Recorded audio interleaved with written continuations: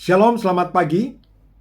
Di dalam surat 2 Yohanes pasal yang pertama, ayat 2 dan ayat yang ketiga dikatakan, oleh karena kebenaran yang tetap di dalam kita dan yang akan menyertai kita selama-lamanya, kasih karunia, rahmat, dan damai sejahtera dari Allah Bapa dan dari Yesus Kristus Anak Bapa akan menyertai kita dalam kebenaran dan kasih.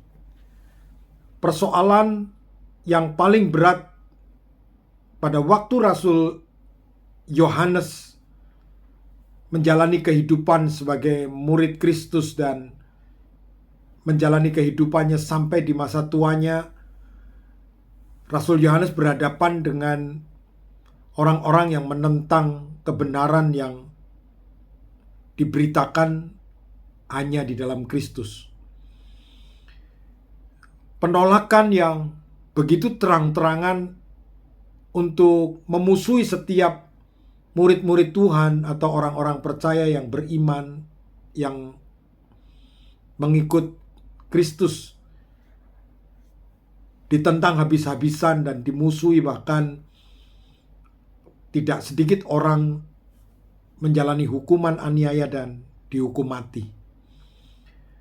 Mungkin waktu yang kita jalani hari-hari ini juga punya hal yang sama, dalam arti penolakan terhadap kebenaran itu secara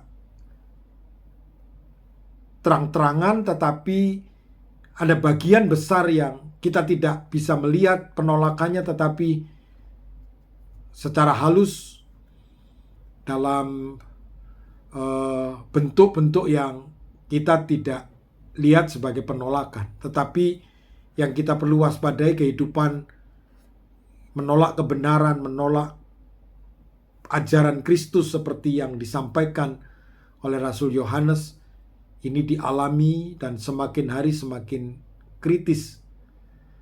Dan inilah bagian yang sangat penting untuk kita pegang, karena kehidupan iman percaya clue-nya adalah kebenaran dan kasih. Itu yang tidak boleh ditinggalkan. Seburuk apapun keadaan kita, tetapi kebenaran itu tetap menjadi bagian yang penting yang tetap kita miliki. Sehancur apapun, tetapi kebenaran itu tidak boleh dihancurkan oleh keadaan kita. Dan inilah pesan yang diperingatkan oleh Rasul Yohanes di dalam di dalam 2 Yohanes, surat 2 Yohanes pasal yang pertama, bahwa kebenaran itu harus menyertai kita selama-lamanya. Kita tidak mampu, tetapi kasih karunia, rahmat dan damai sejahtera Allah Bapa dan dari Yesus Kristus Anak Bapa akan menyertai kita dalam kebenaran dan kasih. Tuhan memberkati.